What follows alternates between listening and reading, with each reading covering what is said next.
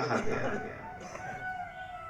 बहुत से योगी यति ज्ञानी साधना करने वाले साधक, तरह तरह की पूजाओं को करने वाले हमारे भैया बाबू माई बिट्टी सब यहाँ बैठे हैं। एक लाइन पर जरा गौर करें। मैं मात्र बहुत कम समय बोलूंगा, लेकिन ध्यान से सुने। ध्यान मूल आप कहते हो कि मैं ध्यानी हूं। जब आप यह कहना शुरू कर देंगे कि आप ध्यानी हैं, तो पक्का समझ लीजिए कि आपके मन में एक तरंग उठेगी और वह आपसे कहलवाएगी कि आप ज्ञानी हैं। और जब आपको ऐसा महसूस होने लगेगा कि मैं ज्ञानी हूं, तो निसंदेह आपके अंदर एक विशेष प्रकार का अहंकार का जन्म हो जाएगा।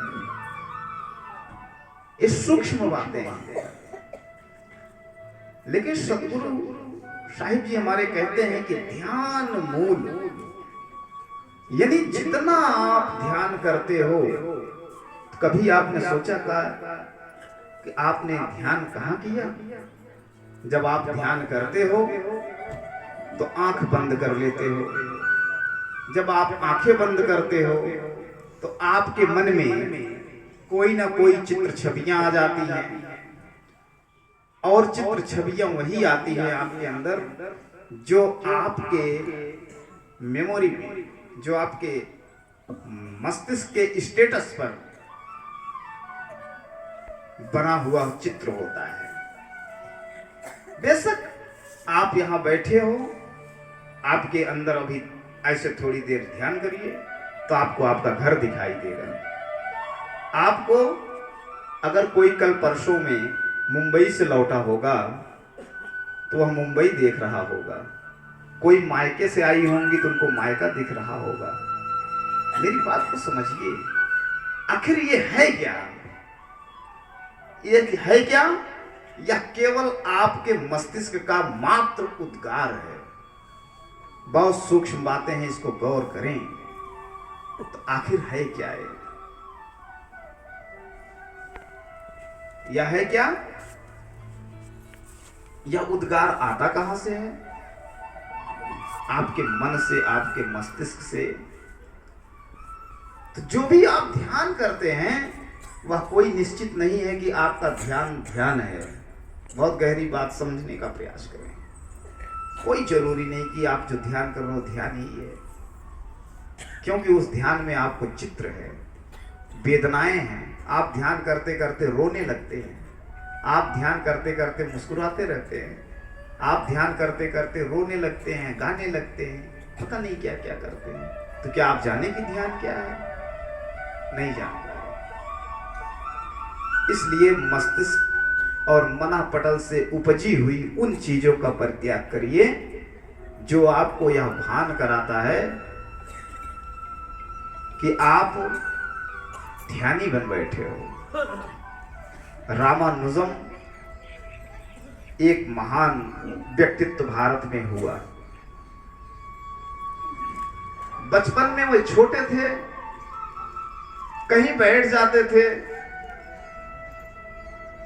तो उनके पिताजी डंडा लेकर के उनके पास पहुंच जाते थे और चुपके से 2-4 डंडे लगा देते थे, या कहते हुए कि तुमको 4 दिन नहाए हो गया, तुमको कुछ ख्याल है? तुम नहाए भी नहीं। कोई कहता था कि तुमको 2-2 दिन भोजन किए हो गया, तुम खाए नहीं। फिर वो अपने ऊपर हंसते थे, हो मैं इतना बड़ा बुद्धू हूं, मुझे इतना भी भान नहीं है कि मुझे क्या करना चाहिए। लेकिन आप समझने का प्रयास करें कि रामानुजम फिर करते क्या थे। वह साक्षी भाव में हो जाया करते थे, बैठ जाते थे, शून्य अवस्था में चले जाते थे, निर्विकार हो जाते थे, निर्विवाद हो जाते थे। अगर ऐसी अवस्थाओं का आप रोज चिंतन करेंगे तो आप भी वास्तविकता की तरफ बढ़ना शुरू कर देंगे। इतना सूक्ष्म अहम आपके अंदर भरा हुआ है कि आप कुछ भी जब करना चाहते हैं तो आपके अंदर एक भावना आ जाती कर्ता की। साहब कहते हैं कर्ता करे न कर सके और गुरु करे सो होए। तो जो कर्तापन का भाव आपके अंदर आया या आपको ले डूबता है। अब इसका अर्थ मेरा ये नहीं है कि आपको मैं निगेटिविटी की तरफ ले चल रहा हूं कि अब मैं करूंगा ही नहीं और मेरे अंदर कर्तापन का भाव आ जाए। आप करो, जब आप कर्ता बनोगे तो आपको कर्ता और धर्ता कहने वाले हजारों लोग मिल जाएंगे।